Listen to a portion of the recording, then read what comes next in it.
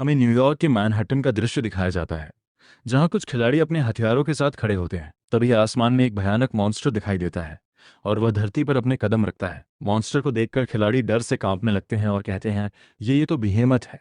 फिर वो मॉन्स्टर उन खिलाड़ियों पर हमला कर देता है। खिलाड़ी उसके सामने पूरी तरह बेबस नजर आते हैं।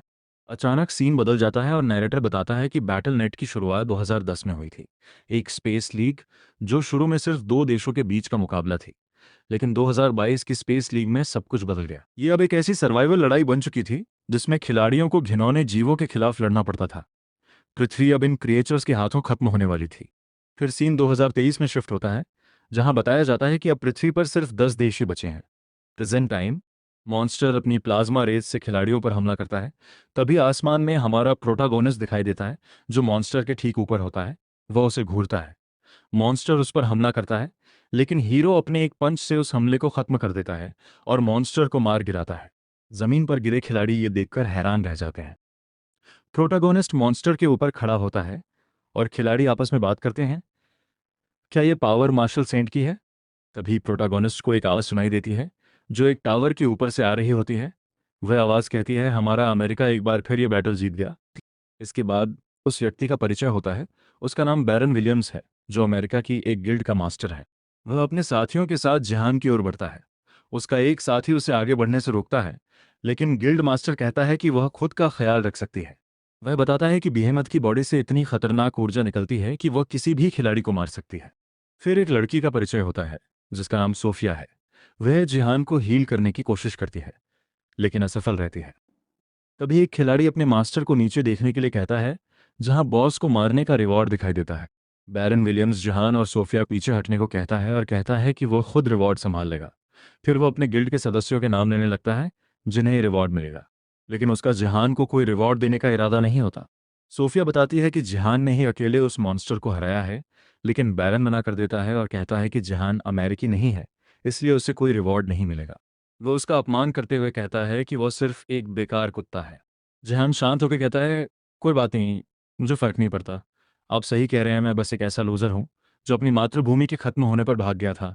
वह सोचता है कि कैसे उसे एक सिस्टम मिला जिसने उसे इतना ताकतवर बनाया, लेकिन उसे इस बात का गिल्ट है कि सिर्फ वही बच पाया। फिर वो अपना हाथ हील करता है और कहता है कि उसे अपने मिशन का रिजल्ट मिलने वाला है। सिस्टम उसे दिखाता है कि कौन कौन से देश सफल हुए और कौन फेल, और सिर्फ दो देश ही सफल हुए थे। मानवता का अंत करीब था। फिर शुरू होती है final demotion decision battle, orcs के खिलाफ। सोफिया कहती है कि अगर उन्हें ऑर्क से लड़ना है तो जहान की ज़रूरत पड़ेगी, क्योंकि पिछली लड़ाई में उसी ने मदद की थी। लेकिन गिल्ड मास्टर मना कर देता है और कहता है कि वे उसके बिना ही लड़ेंगे। सभी एरिना में पहुंचते हैं। गिल्ड के सदस्य पूछते हैं, हम सिर्फ चार ही हैं, चीनी खिलाड़ी कहाँ हैं? गिल्ड मास्टर कहता है कि उन्हें सॉन्ग जिहान की ज़रूरत नहीं है। वो अपनी ताकत दिखाते हुए कहता है कि वो अकेले ही मॉन्स्टर को मार सकता है। लेकिन जैसे ही वो हमला करता है, ऑर्क मॉन्स्टर उसे एक झटके में हरा देता है। ये देखकर सभी हैरान रह जाते हैं। फिर सीन जिहान की तरफ जाता है, जो अपने सिस्टम स्क्रीन पर यह सब देख रहा होता है। वो देखता है कि मानवता के सारे खिलाड़ी एक एक करके मारे जा रहे हैं। मॉन्स्टर हंसते हुए कहता है, धन्यवाद इंसानों, तुम बहुत कमज़ोर हो। और इसी के साथ मानवता हार जाती है। फिर एक छोटी ऊर्जा दिखाई देती है, जो एक ब्लैक होल जैसा रूप ले लेती है और पृथ्वी को निगलने लगती है। पूरी पृथ्वी नष्ट हो जाती है। मानवता पूरी तरह खत्म हो जाती है। फिर एक चमकता हुआ इंसान दिखाई देता है, वो खुद जहान होता है। उसका नेमलेस डिवाइन आर्ट सिस्टम मानवता के डिलीट होने को रोक रहा होता है। कुछ रहस्यमय आवाज़ें आती हैं, क्या हमें इसे एक और मौका देना चाहिए? अजीब सी एंटिटीज वोट करती हैं और फैसला होता है कि जहान को एक और मौका दिया जाएगा। सीन बदलता है। जहान नींद से जागता है और देखता है कि वह अतीत में वापस आ चुका है। वह खिड़की से बाहर देखता है और समझ जाता है कि वह 2020 में आ गया है। वह अपना सिस्टम खोलता है, जो अब लेवल 2 पर है, और वह कहता है, ये मेरे लिए एक बेहतरीन मौका है। अगर मैं अपनी पिछली जिंदगी की जानकारी का इस्तेमाल करूं, तो मैं भविष्य बदल सकता हूं। सीन कुछ लोगों की तरफ शिफ्ट होता है, जहां दो देशों के बीच मैच चल रहा होता है। साल 2020 में कोरिया एक बहुत ही मजबूत देश था। दुनिया के टॉप रैंक खिलाड़ियों में 11 खिलाड़ियों को सबसे ताकतवर माना जाता था। इन 11 टॉप खिलाड़ियों में जो तीसरे स्थान पर था, वह कुछ खिलाड़ियों के साथ लड़ रहा होता है और अपने एक ही मूव से उन्हें हरा देता है। कोरिया के इतने मजबूत होने का एक बड़ा कारण स्वॉर्ड किंग यून सेजन था, जो कोरिया की शान था। लोग उसे जोर जोर से चीयर कर रहे थे। उसी खिलाड़ी की वजह से कोरिया नॉर्थ ईस्ट एशिया में हाई रैंक पर बना हुआ था। फिर हमें उस खिलाड़ी का एक इंटरव्यू दिखाया जाता है जिसमें वह बताता है कि 2020 में उसने सेल्फ डिफेंस फोर्स ज्वाइन कर ली थी। ये वही दिन था जब कोरिया को अपने पूरे इतिहास का सबसे बड़ा झटका लगा था, क्योंकि यून सेजिन ने अपना नाम बदलकर इतो ryuhei रख लिया था। हमारा नायक ये इंटरव्यू देख रहा होता है और कहता है कि यून सेजिन के कोरिया छोड़ने के बाद देश एक बड़े अराजकता कैओस में चला गया था। न्यूज़ रीडर बताता है कि स्वॉर्ड किंग सच में हमें छोड़कर चला गया है। जहान कहता है कि अब तक कोरिया हाई रैंक बनाए हुए था, लेकिन अब उसे लगातार हार का सामना करना पड़ेगा। रिपोर्टर्स कहते हैं कि हमारे देश में अभी भी बहुत होनहार खिलाड़ी हैं और उम्मीद है कि कोरिया टॉप 20 में बना रहेगा। जहान कहता है कि इस सोच के साथ वे बुरी तरह हारेंगे, क्योंकि कोई भी खिलाड़ी यून सेजन की जगह नहीं ले सकता। अगर थोड़ा और समय मिलता तो चीज़ें अलग हो सकती थीं, लेकिन बैटल नेट का रास्ता बहुत ही क्रूर होने वाला है। स्पेस लीग शुरू हो चुकी है। जो बैटल नेट पहले सिर्फ एक गेम हुआ करता था, अब वो एक असली सर्वाइवल वॉर बन चुका है। अगर कोई खिलाड़ी गेम में हारता है तो वह असल ज़िंदगी में मर जाता है, और जिन देशों की रैंक गिरती है वहाँ मॉन्स्टर्स दिखाई देने लगते हैं। यून सेजिन के जाने के बाद कोरिया लोअर रैंक पर आ चुका था। फिर जिहान को दिखाया जाता है, जो यून सेजन की तस्वीर देख रहा होता है और बताता है कि यून सेजन उसका जीजा ब्रदर इन लॉ है। वह कहता है, मुझे आज भी समझ नहीं आता कि मेरी बहन ने इस कमीने से प्यार कैसे किया। वह सोचता है, क्या आज की हालत बदल जाती अगर मेरी बहन जिंदा होती। यह अच्छी बात है कि मैं सही समय पर अतीत में आया हूँ, लेकिन मेरे स्टैट्स बहुत ख़राब हैं। वो कहता है कि उसे हैरानी नहीं है, क्योंकि वह शराब और जुए में डूबा रहता था। वह सच में मूर्ख था। उसे वॉन्डर्स आइज नाम की एक तकनीक मिली थी जो किसी भी खिलाड़ी की जानकारी बता सकती थी। हर इंसान 18 साल की उम्र में खिलाड़ी बन सकता है, लेकिन हर किसी को गिफ्ट नहीं मिलता। उसे एफ रैंक की स्किल मिली थी जिसे वह जुए में इस्तेमाल करता था, लेकिन उस समय उसे पता नहीं था कि इस स्किल का असली प्रभाव तब सामने आता है जब यह अवेकन होती है। जहान अपने सिस्टम को देखता है और अपने लेवल और स्टैट्स चेक करता है। उसे एक पोशन दिखती है जिसे उसने पहले नशे में पी लिया था, जिससे उसका नशा और बढ़ गया था। यह सोचकर वो थोड़ा शर्मिंदा हो जाता है। उसके सिस्टम में उसे 1 लाख पॉइंट्स दिखते हैं। वह सोचता है कि उसने लीग में शामिल होने से पहले कोई उपलब्धि हासिल नहीं की, फिर उसके पास इतने पॉइंट्स क्यों हैं? क्या उसके पीछे हटने से कुछ बदल गया है? उसे एक गोल्ड कूपन दिखता है जो आखिरी बचे खिलाड़ी को दिया जाता है, जिससे दोबारा चैलेंज करने का मौका मिलता है। वो सोचता है कि क्या यह सब सिर्फ उसके लिए है, और इसकी रैंक एक्स है। जैसे ही वह पॉइंट्स एक्सचेंज पर क्लिक करता है, उसका स्टोर अनलॉक हो जाता है। ये देखकर उसे राहत मिलती है। उसे स्टोर में कुछ आइटम्स दिखते हैं। Achievement store upgrade 20,000, store window expansion 10,000, class slot 10,000। वो सोच में पड़ जाता है, लेकिन उसके पास ज़्यादा विकल्प नहीं है। वह स्टोर को अपग्रेड करता है और स्टोर लेवल 2 हो जाता है। उसे इन्वेंटरी एक्सपेंशन स्किल मिलती है। वह फिर से अपग्रेड करता है, अब स्टोर लेवल 3 हो जाता है। अब उसके पास 50,000 पॉइंट्स बचते हैं। वो सोचता है कि अगर वह और अपग्रेड करता है तो सिर्फ 10,000 पॉइंट्स बचेंगे। क्या उसे आइटम्स खरीदने चाहिए या स्टोर अपग्रेड करना चाहिए? फिर वो तय करता है कि वह तब तक कोशिश करेगा जब तक आगे नहीं बढ़ सकता। स्टोर लेवल 4 हो जाता है। अब उसे क्विक रेस्टोरेशन स्किल मिलती है, जिससे वह किसी भी चीज़ को पूरी तरह ठीक कर सकता है। इसी वजह से वह पहले जुआ खेलना नहीं छोड़ पाया था। इसके बाद जहान को एक सीक्रेट रूम मिलता है। वह अपना फिंगरप्रिंट लगाता है और उसकी पहचान फैमिली मेंबर के रूप में हो जाती है। अंदर एक कुर्सी होती है जिस पर वह बैठ जाता है। रिबॉर्न होने के बाद भी उसे फैमिली मेंबर के रूप में पहचाना जा रहा था। सिस्टम उसे नोटिफिकेशन देता है कि उसने बैटल नेट कनेक्टर की इन्वेंट्री खोल ली है। वह इसे स्वीकार कर लेता है। उसे डोमफिंग का खराब ब्रश मिलता है। वह अपनी क्विक रेस्टोरेशन स्किल का इस्तेमाल करता है और ब्रश पूरी तरह ठीक हो जाता है। यह देखकर वह खुश हो जाता है। वह बताता है कि यह ब्रश प्रसिद्ध लेखक डोमफिंग का है। सिस्टम बताता है कि गंगनम ब्रॉन्ज लीग का ट्यूटोरियल जल्द शुरू होने वाला है। अभी बुलावा आने में समय है। वह उस ब्रश से अपने स्टैट्स बढ़ाता है। वह कहता है कि इसी ब्रश की वजह से 7वीं रैंक तक पहुंच पाया था। ये ब्रश ताकत और एचपी बढ़ाता है। ये ब्रश इसलिए छोड़ दिया गया था क्योंकि यह खराब हो गया था। जिहान अपने स्टैट्स बढ़ाता है। ताकत 5, इंटेलिजेंस 5, एचपी 5। सिस्टम उसे बताता है कि उसने बैटल नेट लीग में लॉगिन कर लिया है। इस बार का मिशन अस्तित्व है। उसे बताया जाता है कि 100 खिलाड़ियों के साथ कोलोसियम में मॉन्स्टर के खिलाफ सर्वाइव करना होगा। जब आधे खिलाड़ी बचेंगे तब सर्वाइवल खत्म हो जाएगा। सभी खिलाड़ी कोलोसियम में पहुंच चुके हैं। जहान सिस्टम से पूछता है कि उसकी मार्शल पावर का क्या हुआ। सिस्टम बताता है कि उसके स्टैट्स बढ़ने की वजह से अमर पावर बन चुकी है। यह सुनकर जहान थोड़ा शांत हो जाता है। वह कहता है कि नेमलेस डिवाइन आर्ट को इकट्ठा करना सिर्फ पहला कदम है, और वह इसी स्किल के दम पर लीग को आसानी से पार कर जाएगा। सिस्टम बताता है कि उसने बिना बैटल कनेक्टर के लॉगिन किया है। अगर वह कनेक्टर का इस्तेमाल करेगा तो उसे 100% दर्द महसूस होगा। जहान ये सोचकर शांत रहता है। फिर वह यून साजिन की कुर्सी से उठते हुए कहता है कि ये डिवाइस मैच के दौरान दर्द को 99% तक कम कर देता है और वह बाद में इसका इस्तेमाल करेगा।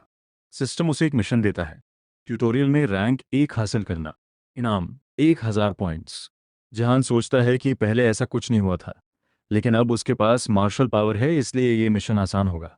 गेम शुरू होता है और एक खिलाड़ी पीछे से उस पर हमला करता है, लेकिन वो खिलाड़ी हैरान रह जाता है क्योंकि जिहान उसकी तलवार को सिर्फ 2 उंगलियों से पकड़ लेता है। जिहान उसे धन्यवाद कहता है क्योंकि अब वो उसे शिकार बनाने वाला है। सीन कुछ खिलाड़ियों की तरफ शिफ्ट होता है। हमें गिल्ड्स के बारे में बताया जाता है जिनमें हाई रैंक के खिलाड़ी शामिल होते हैं। पृथ्वी के अलग अलग देशों ने खिलाड़ियों को अपनी तरफ करने के लिए अपने संसाधनों का इस्तेमाल करना शुरू कर दिया था। लगातार निवेश के बाद कोरिया में छोटे बड़े कई गिल्ड स्थापित हो चुके थे। फिर सीन वापस गंगनम लीग की तरफ जाता है, जहां वही खिलाड़ी दिखाई देता है जिसने जिहान पर हमला किया था। उसका नाम दोहाकाड्यू है, जो डाइवर्सन गिल्ड का सदस्य है। वह सोचता है कि वह टॉप 50 में अपनी जगह बना लेगा। वह कुछ ताकतवर खिलाड़ियों को लड़ते हुए देखता है और उनसे भिड़ने से बचता है। वह सोचता है कि अगर शुरुआत में ही इनसे पंगा लिया तो वह जल्दी ही बाहर हो जाएगा। फिर वो जिहान को देखता है और उसे कमज़ोर समझते हुए कहता है कि यह यहाँ गलती से आ गया है। वह पीछे से जिहान पर हमला करता है, लेकिन जिहान उसकी तलवार को सिर्फ 2 उंगलियों से रोक लेता है। ये देखकर दो हाकाग्यू हैरान हो जाता है और कहता है कि वो उसकी ए रैंक की स्पीड का मुकाबला कैसे कर पा रहा है। जिहान उसे दूर धक्का देता है और कहता है, तुम्हारे अंदर बहुत कॉन्फिडेंस है, तुम इस स्किल के साथ लीग में कैसे आ गए? दो हाकाग्यू रोते हुए कहता है, क्या मेरी ये रैंक एबिलिटी तुम्हें खराब लगती है? वो मन ही मन गुस्से में सोचता है कि यह उसकी बेइज्जती कर रहा है और वो इसे छोड़ेगा नहीं।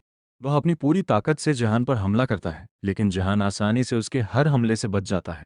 दो हाकाड्यू बार बार हमला करता है, लेकिन एक भी वार जहान को नहीं लगता। जहान सोचता है कि वह तेज नहीं है, बल्कि खुद थोड़ा धीमा है। वह हंसते हुए कहता है, अगर तुम मुझसे पहले मिले होते तो मुझसे लड़ने की हिम्मत भी नहीं करते। फिर जहान अचानक हमला करता है। दो हाकाड्यू की तलवार उसके हाथ से छूट जाती है। जहान उसी तलवार से उसकी गर्दन पर वार करता है और उसे हरा देता है। दो हाकाग्यू एरिना से मिटते हुए कहता है कि अगली बार वो उसे नहीं छोड़ेगा। जहान को इस जीत से संतोष मिलता है और उसे 100 पॉइंट्स मिलते हैं। वह एरिना को देखकर कहता है कि अगर उसे फर्स्ट पोजीशन चाहिए तो उसे कम से कम 5 से ज़्यादा खिलाड़ियों को हराना होगा। फिर वो मॉन्स्टर्स की तरफ देखता है और नोटिस करता है कि कोई भी खिलाड़ी मॉन्स्टर्स से नहीं लड़ रहा। बैटल नेट में खिलाड़ियों के अलावा मॉन्स्टर्स भी होते हैं, लेकिन एक खिलाड़ी के बराबर पॉइंट्स पाने के लिए 10 मॉन्स्टर्स मारने पड़ते हैं। इसीलिए खिलाड़ी मॉन्स्टर्स को नज़रअंदाज करके दूसरे खिलाड़ियों को ही मारते हैं। जहान को सिस्टम पर एक मिशन मिलता है, 30 ऑर्क मॉन्स्टर्स के ग्रुप को खत्म करना, जिसके बदले 500 पॉइंट्स मिलेंगे। वह सोचता है कि यह मिशन बहुत फायदेमंद है, इसलिए वह इसे स्वीकार कर लेता है। वह कहता है कि ये मॉन्स्टर्स असली ऑर्क से कमज़ोर होंगे।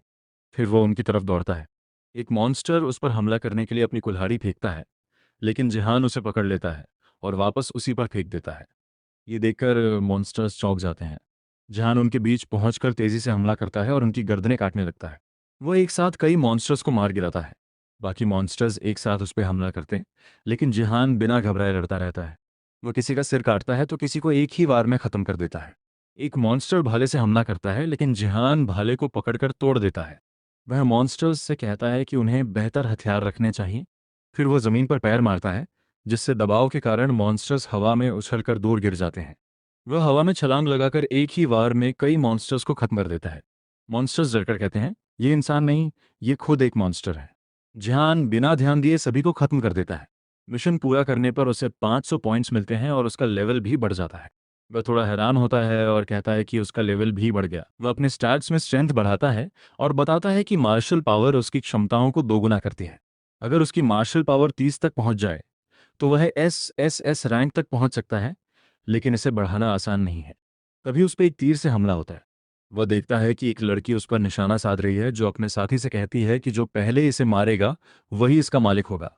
जहान कहता है, मैप पीवीपी में टीम। वे कहते हैं कि टीम बनाना मना नहीं है। वह उनके हथियार और चाल देखकर समझ जाता है कि एक तलवारबाज और एक तीरंदाज है, दोनों एक ही गिल्ड के सदस्य हैं। वह सोचता है कि अगर वह बचता रहे तो आसानी से टिक सकता है। तलवारबाज लड़की से मजाक में कहता है कि अगर वह उसके साथ डिनर पे चले तो वह यह शिकार उसे दे देगा, लेकिन लड़की मना कर देती है। तभी जहान स्कोरबोर्ड देखता है, वो 4 किल्स के साथ पहले स्थान पे है। वह खुश हो जाता है। अचानक वह एक ही वार में उस लड़की को मार देता है। ये देखकर तलवारबाज डर जाता है और पूछता है कि उसने उसे एक ही वार में कैसे मार दिया। जहान उसकी बात अनसुनी कर उसे भी मार देता है।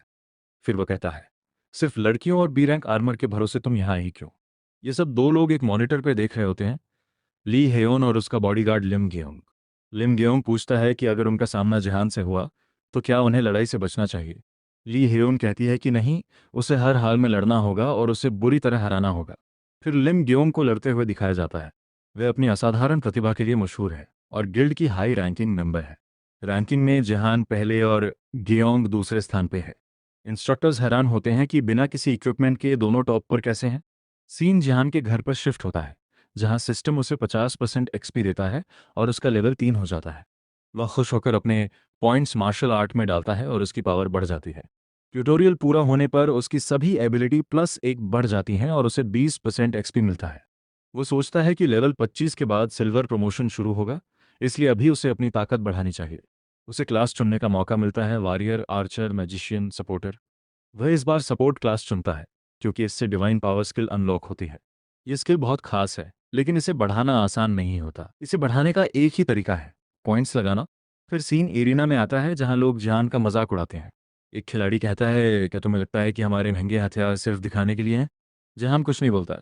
तभी वो उस खिलाड़ी का कॉलर पकड़कर उसे टावर के नीचे फेंक देता है और कहता है, अगर इतनी शिकायत है तो गेम मत खेलो, हम तुम्हारे बिना भी ठीक हैं। थोड़ी देर बाद वही खिलाड़ी जिहान के सामने घुटने टेक कर माफी मांग रहा होता है।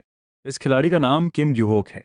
जमीन पर घुटने टेक कर माफी मांगने का कारण यह है कि ब्रॉन्ज लीग के डिफेंस गेम में खिलाड़ियों को 3 लाइफ मिलती हैं। किम यूहोक पहले ही 2 बार मर चुका है। अगर वह एक बार और मर जाता है तो वह दोबारा जिंदा नहीं होगा। यूहोक जहान से कहता है कि अब से वह मेहनत करेगा। वो सोचता है कि उसे हर हाल में आखिरी पोजीशन पर आने से बचना है, क्योंकि अगर वो लास्ट पोजीशन पर आया तो उसके सभी आइटम्स गायब हो जाएंगे।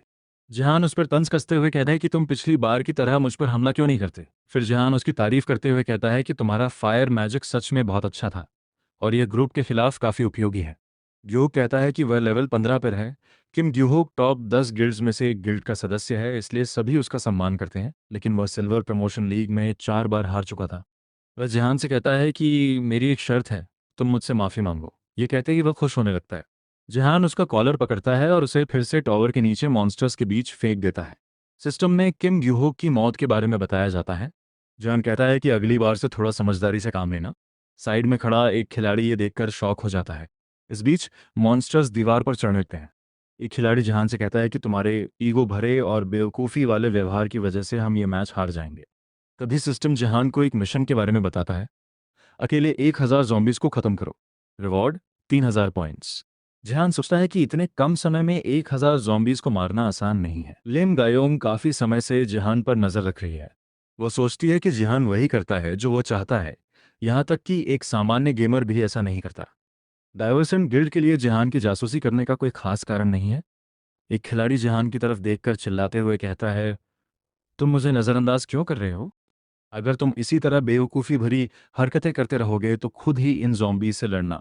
लिम गायोंग कहती है, मैं तुम सबके आगे रहूंगी, तुम मेरे पीछे रहना। जिहान कहता है, मैं इन ज़ॉम्बी से लड़ लूंगा, तुम बस अपनी सुरक्षा का ध्यान रखो। तभी एक ज़ॉम्बी टॉवर के ऊपर आ जाता है। एक खिलाड़ी डरते हुए कहता है कि इस ज़ॉम्बी को फिजिकली मारना मुश्किल है। तभी वह ज़ॉम्बी जिहान पर हमला कर देता है। ये देखकर जहान भी उस ज़ॉम्बी पर हमला कर देता है। लिम गायोंग और उस खिलाड़ी के पास रेड आइटम गिरने लगते हैं। ये देखकर वे थोड़े शॉक हो जाते हैं। जहान अपनी डिवाइन पावर एक्टिवेट करता है और उन मॉन्स्टर्स को मारने लगता है। वह अपनी डिवाइन पावर का विस्फोट करते हुए लगातार मॉन्स्टर्स को खत्म करता जाता है। वह सोचता है कि उसे नहीं पता कि वह इन सबको मार पाएगा या नहीं। फिर वह अपनी स्टिक में पावर भरते हुए एक एक करके मॉन्स्टर्स को मारने लगता है। किसी का सिर फट जाता है तो किसी की गर्दन कट जाती है। जहान सोचता है कि ये ज़ॉम्बीज़ खून के प्यासे हैं और इन पर फिजिकल अटैक्स ज़्यादा असर नहीं करते। अगर ये उसके सामने आएंगे तो वह डिवाइन पावर एक्टिवेट करके सबको एक साथ खत्म कर देगा। पीछे खड़े गायोंग और वह खिलाड़ी सोचते हैं कि जिहान कोई साधारण खिलाड़ी नहीं है। वे मानते हैं कि वह एक एक्सपर्ट है, भले ही वह थोड़ा बदतमीज हो। वह युद्ध के बीच में भी अपनी डिवाइन पावर को स्वतंत्र रूप से इस्तेमाल कर पा रहा है। जहान शुरुआत से ही सटीक तरीके से ज़ॉम्बीज़ की गर्दन काट रहा है। तभी सिस्टम जहान को बताता है कि उसने दूसरे वर्ल्ड की ट्रस्ट को पूरी तरह सीख लिया है। उसकी डिवाइन पावर का लेवल 6 से बढ़कर 7 हो जाता है। ये देखकर जहान हंसने लगता है। फिर हमें डिवाइन आइटम्स के बारे में बताया जाता है कि 2010 की लीग के दौरान ये बहुत महंगे दामों पर बेचे जाते थे, क्योंकि उस समय इन्हें बेहद रेयर माना जाता था। कई लोग तो इनके अस्तित्व के बारे में जानते तक नहीं थे। इसके बाद हमें सोफिया को दिखाया जाता है, जो बताती है कि उसने डिवाइन आइटम की मदद से अपनी डिवाइन पावर को बढ़ाया था। सोफिया जहान को समझाती है कि डिवाइन पावर को दूसरे वर्ल्ड के डिवाइन आइटम से बढ़ाया जा सकता है। हालांकि ट्यूटोरियल पूरा होने के बाद यह तरीका काम नहीं करता। जहान पूछता है, क्या यह सच है? सोफिया जवाब देती है, हाँ। वह आगे कहती है कि अगर आप डिवाइन आइटम को अपने पास रखकर प्रार्थना करें तो आपकी डिवाइन पावर बढ़ सकती है। जहान सोचता है कि इतना आसान तरीका होने के बावजूद किसी को इसके बारे में पता क्यों नहीं है। शायद इसी वजह से सोफिया डिवाइन आइटम्स पर अपना एकाधिकार मोनोपोली बनाने में सफल रही। लेकिन सोफिया कहती है कि ये पूरी तरह सच नहीं है। वह बताती है कि उसके पास स्वॉर्ड पैलेस पेंट हाउस में कई डिवाइन आइटम्स मौजूद हैं जिनकी पावर खत्म हो चुकी है और वे पूरी तरह से खाली हो चुके हैं।